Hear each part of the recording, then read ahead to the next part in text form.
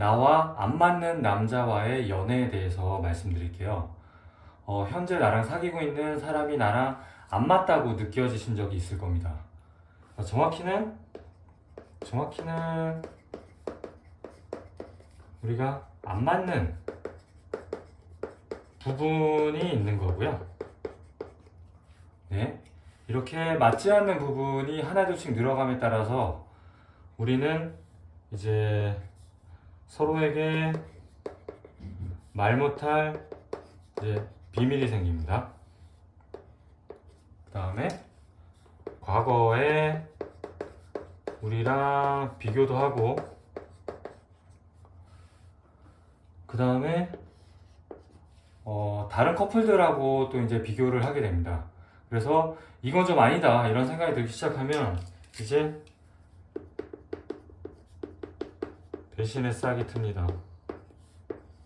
조금 극단적으로 표현한 거 양해 부탁드릴게요. 요거는 뭐냐면, 우리 영원한 사랑을 약속했잖아요. 우리 죽을 때까지 너만 사랑할게. 이제 여기에서 이게 이제 불신이 생기는 거죠. 네, 요게 이제 생기기 시작한다는 말씀이고요. 그래서 이제 우리는 우리가 선택을 하잖아요. 선택을 할 때는 우리가 얻는 부분이 있고요, 우리가 잃는 부분이 있잖아요. 네.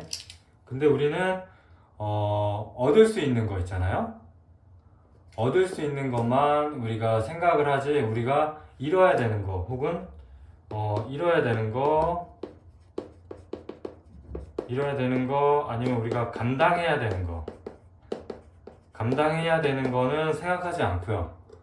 우리가 기대감 때문에 우리가 얻는 것에 대한 생각만 가지고 우리가 선택을 하게 됩니다. 이렇게 선택을 하기 시작을 하고요.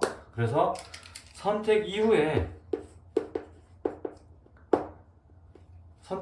우리가 참고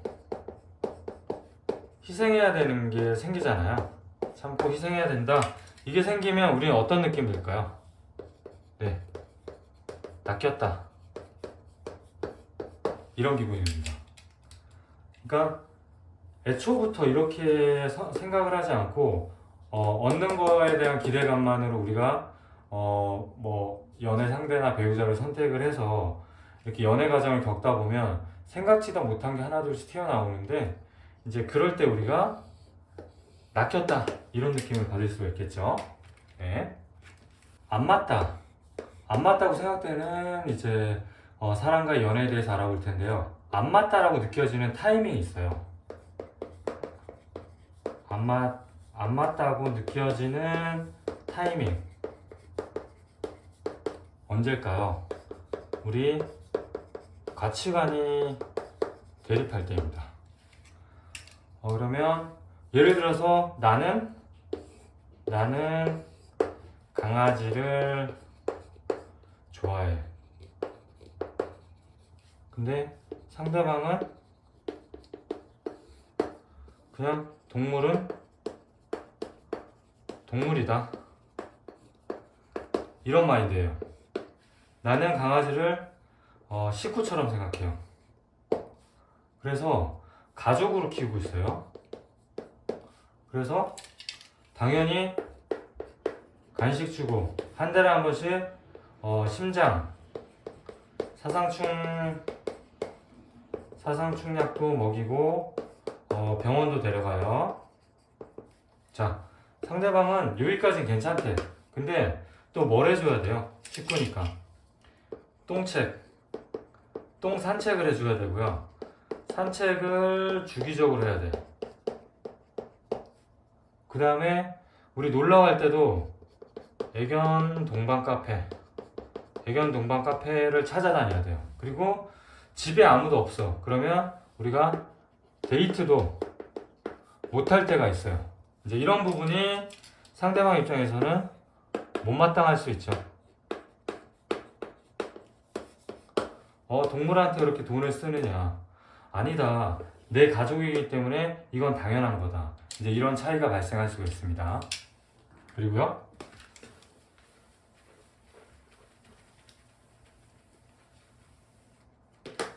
아까는 동물에 대한 가치관 차이가 있었고요. 또 지금 하나는 예를 들면 경제관념 차이예요. 예를 들면요. 자, 나는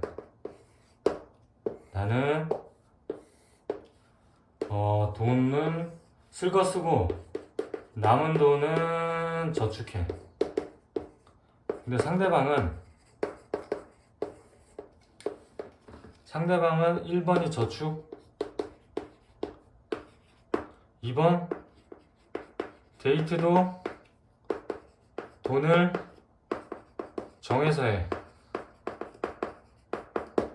자, 이런 생각을 갖고 있어요. 그래서 경제관념의 차이를 갖고 있는데, 자, 데이트 비용을 정해서 놀게 되면 내가 돈을 더 낸다고 해도 내가 돈 더 낼게 한다 그래도 맛있는 거 먹자 그래도 눈치가 보여.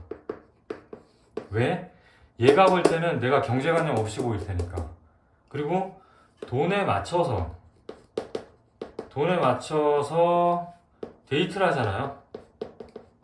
그러면 데이트 횟수 정해져 있고 데이트의 퀄리티 이거 보장이 안 돼요. 그 다음에 이게 남들하고 비교를 하니까 비교를 해보니까 와 이거 뭐야 상대적 박탈감이 들어. 이거 뭐 나만 이렇게 빡빡하게 사는 건가? 이런 것들이 이제 못마땅할 수가 있어. 이거는 이제 경제관념의 차이라고 볼 수 있죠. 그래서 우리는 아까 동물에 대한 가치관 차이나 경제관념이나 이렇게 우리한테는 차이가 있다는 걸 알 수가 있어요. 사귀다 보면요. 그래서 나랑 상대방이 있잖아요. 있으면 우리는 처음 연애를 뭘로 시작할까요? 처음 연애는 연애 감정으로 시작을 해요. 서로 매력을 가지고 연애를 시작한단 말이야. 근데 우리는 각기 다른 사람이에요. 자, 우리 서로 연애 감정 이걸로 시작하는 거는 우리의 공통점이었어요. 공통점으로 시작하는데 우리는 뭐가 있어요 지금? 공통점으로 시작했지만 서로 가치관이 다를 수 있고요. 연애관도 다르고 스킨십 빨리 하고 싶어, 스킨십 조금 늦게 하고 싶어, 뭐 이런 것도 다를 수 있죠. 그 다음에 경제관념 다르고 교육관이 다를 수 있고 책임감도 다르고 성향도 달라, 타고난 기질도 달라. 그 다음 라이프스타일도 차이가 있어. 그 다음에 우리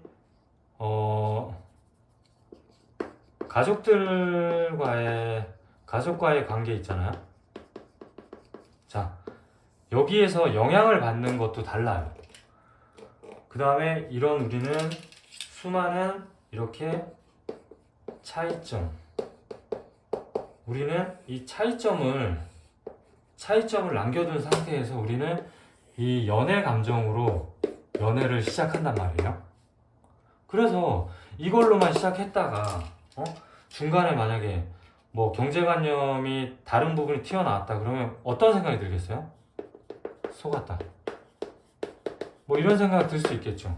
처음부터 이 전체적인 거를 대충이라도 파악을 하고 내가 감당할 수 있겠다 없겠다 판단을 한 다음에 사귀는 게 아니잖아요. 이걸로만 시작을 하잖아요.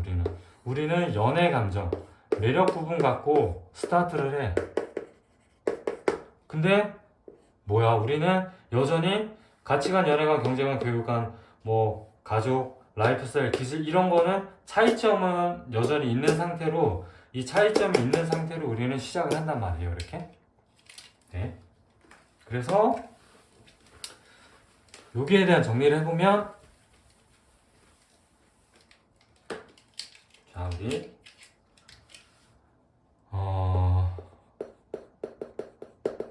라이트한 차이점이 있어요. 라이트한 차이점이 있겠죠. 예를 들면 나는 산을 타는 물개다. 물도 좋아하고 산도 좋아해. 근데 나는 놀이기구도 못하고 워터파크도 싫어해. 그러면 뭐 이런 거는 라이트한 차이점들은 우리가 즉시 우리가 해결이 가능해요. 이런 것들은 뭐 좀 불편할 수는 있겠지만 뭐 이런 거 갖고 크게 싸우거나 이러진 않잖아요. 친구랑 가도 되고 뭐 친구랑 내가 못하는 거 친구랑 갔다고 해서 크게 싸울 일은 없잖아요. 근데 이제 중요한 거는 이게 아니야. 이거는 괜찮아. 근데 중요한 거는 헤비한 차이점들이 아까 말씀드린 거 있죠. 헤비한 차이점의 특징은 뭘까요? 그렇죠. 이거는 어떻게 보면 평생 동안 변하지 않는 부분들도 있어요. 뭐 어떤 성격이나 기질이나 이런 부분들은 평생 동안 변하지 않을 수 있고, 얘네는 특징이 계속해서 마주쳐야 돼요. 이게 문제란 말이에요. 그래서 우리 연애 관계는 이 헤비한 차이점, 헤비한 차이점을 이제 어떻게 우리가 조율하냐가 우리 연애의 성패를 좌우한다. 이게 전부예요. 연애는 이 차이점들을 아까 말씀드린 따다바바에 있는 그 차이점들을 가치관, 연애관, 결혼관, 경제관, 뭐 교육관 뭐 이런 것들을 하나씩 조율해가는 것이 이 연애의 성패를 좌우한다 라고 보시면 돼요. 네. 그래서 이제 해결책 알아볼게요.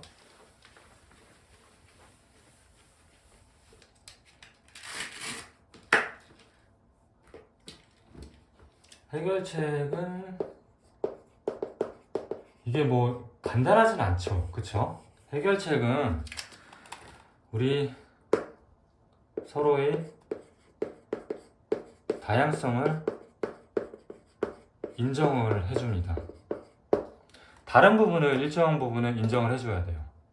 예? 왜 그래? 이게 아니고요. 너 나랑 이런 부분이 다르다. 인정, 서로 인정하자. 이런 합의가 있어야 돼요. 상호 합의가. 그리고 헤비한 차이 있잖아요. 차이를 이거는 못 바꾸는 게 아니고요. 입맛 차이라고 생각한다. 이게 너무 쉬운 말 같지만 우리 입맛이 다르다고 싸울 일은 없잖아요. 그쵸? 예를 들어서 우리가 회. 나는 회를 못 먹어. 근데 상대방은 회 러버야. 그러면 이분은 회를 먹고요. 나는 주전부리랑 매운탕 먹으면 돼요. 네. 이렇게 합의를 보고 소주를 마시면 됩니다. 같이 즐기시면 됩니다. 그렇죠? 그 다음에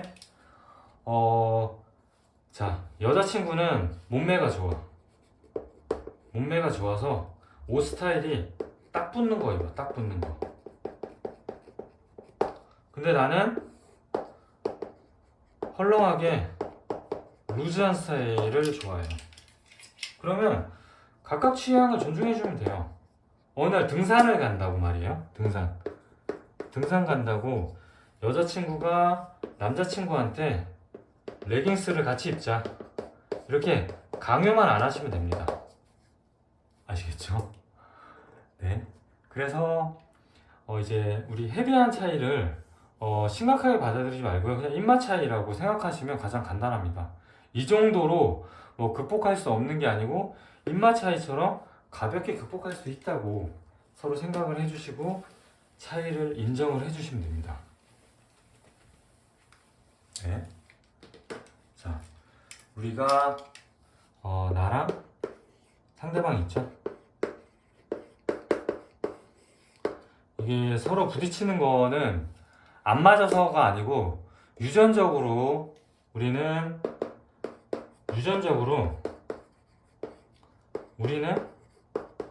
나와 다른 개체에 끌리게 설계가 돼 있어요. 왜 그러냐면 우리가 이제 생물학적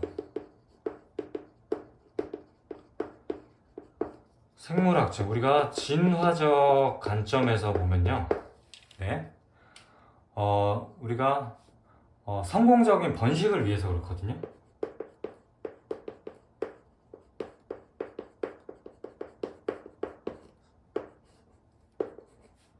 성공적인 번식을 위해서 우리는 다른 개체에게 끌리게 돼 있어요. 왜 그러냐면 성공적인 번식은 뭘 뜻하는 거예요? 후대에 나의 유전자를 남기는 거죠. 그렇죠? 그 다음에 이거는 후대에 나의 유전자를 남기려면 내가 뭘 해야 돼요? 우월한 유전자를 찾아야만 했어요. 내가 아닌 나의 가족들이 아닌 다른 사람에게서 우월한 유전자를 찾아야만 했어요. 그래서 우리는 나와 다른 사람을 선택하게 설계돼 있어요. 우리는. 그래서 결론은 서로 다른 사람이 만나는 거는 너랑 다른 거는 지극히 정상이다. 정상이에요. 그래서 행복한 연애는 뭘까요? 행복한 연애.